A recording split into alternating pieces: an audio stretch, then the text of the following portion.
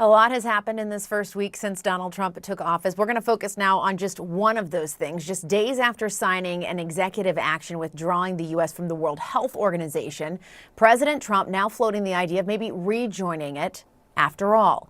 Trump signed that executive order during his first day in office, citing the organization's, quote, mishandling of the COVID-19 pandemic and accusing it of ripping off America by, quote, unfairly demanding millions more in payments compared to countries like China. I withdrew from the World Health Organization, where we paid $500 million a year and China paid $39 million a year, despite a much larger population. They offered me at $39 million. They said, we'll let you back in at 39. So we're going to reduce it from 500 to 39. I turned them down because it became so popular. I didn't know if it would be well received even at 39. But maybe we would consider doing it again. I don't know. Maybe we would. They have to clean it up a little bit. It's unclear exactly what the president will ultimately do, but what is clear is the impact withdrawing the U.S. from the World Health Organization would not just have on global health initiatives, but on our country's own national security. The World Health Organization was founded right after World War II by members of the United Nations to protect the world's health, warning that having separate health systems throughout the world would put all nations in danger. Joining us now, the former Secretary of Health and Human Services under the Obama administration, Kathleen Sebelius. Thanks so much for being here. I want to talk about this op-ed that you wrote in the New York Times, where you said withdrawing from the World Health Organization would be disastrous, but you believe the president still has time to, as you said, come to his senses and reverse course, which it sounds like he may at this point. What do you think he might do?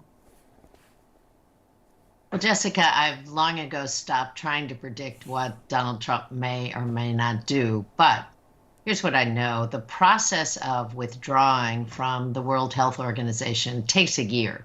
So we are not out of the World Health Organization. If I understand it, the executive order puts WHO on notice that the United States intends to withdraw. That's step one. I am delighted to know that he may, within 2 days of having issued the executive order, may now be reconsidering.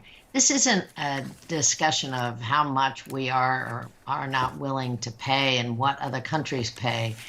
It is essential to the health of Americans that we understand what's happening across the globe. We understand what's breaking out in remote countries. We have the opportunity to work with health ministers and health leaders to monitor disease, to contain, control, and hopefully wipe out outbreaks before they reach our borders. We live in a global country. We cannot stop disease from coming into the States.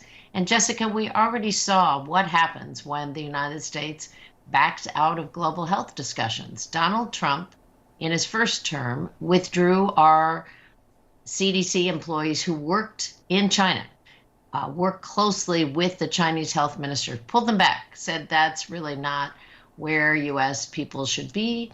And by the time COVID was identified, it was already in our country. So it really put us steps back from where we could have been, should have been. And I'm really hopeful that he will rethink what lots of people consider to be the best diplomacy we have, which is health collaboration and cooperation across the globe. It is interesting because the WHO, like other organizations, like other agencies, I'm thinking about FEMA, has been now politicized in a way. And you saw at the rally people really cheering the president on. And I wonder about making that connection between how he's explaining it, which is, I think his argument is, I'm saving America a lot of money. We're paying so much money, other countries are paying less. So there's that. And then what you're saying, and I think what a lot of people are also worried about, which is, look, this isn't about that. This is about engaging in health around the world and protecting Americans.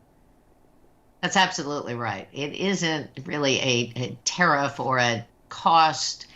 The United States, since the end of World War II, has participated in discussions about health, monitoring health, training epidemiologists, containing and controlling disease outbreak, trying to share vaccines.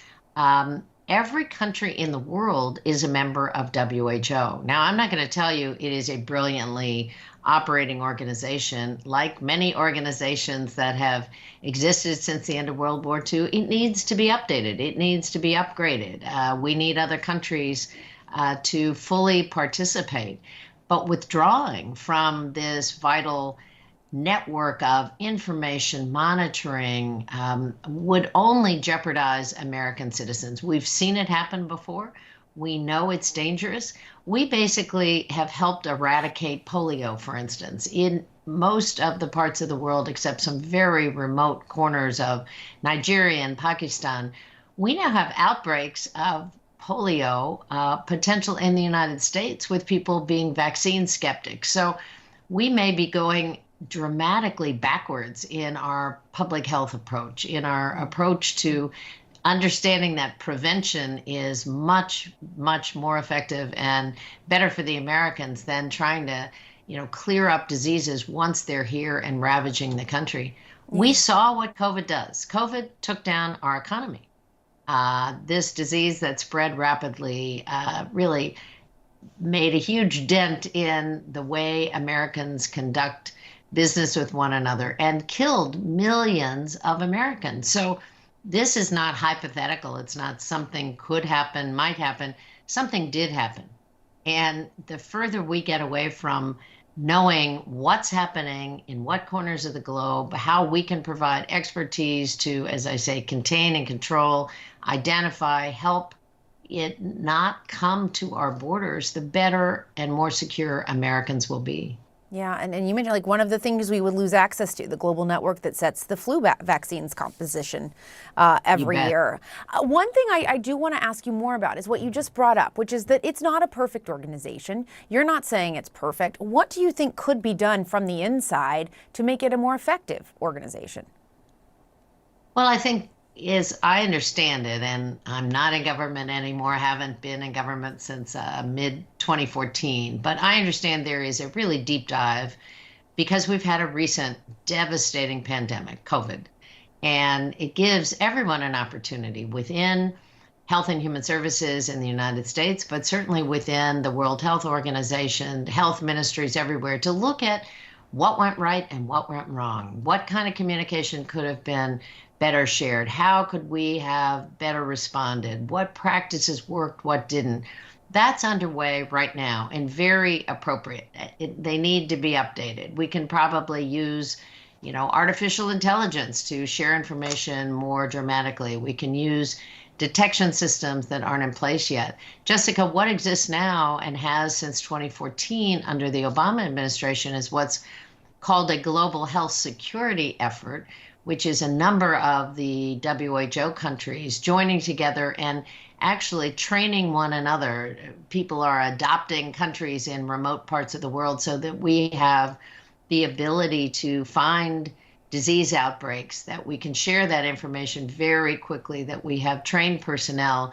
That effort is relatively new, but now includes, I think, 50 countries across the globe and is really effective, trying to make sure that we are now not hobbled by epidemics breaking out, by pandemics that sweep the globe. So those are new, updated efforts. And again, the United States withdrawing financial support, medical expertise, collaboration with this world organization can only be harmful to Americans. All right, Kathleen Sebelius, thanks so much for your time. We appreciate it. Sure. Good to talk to you. You too.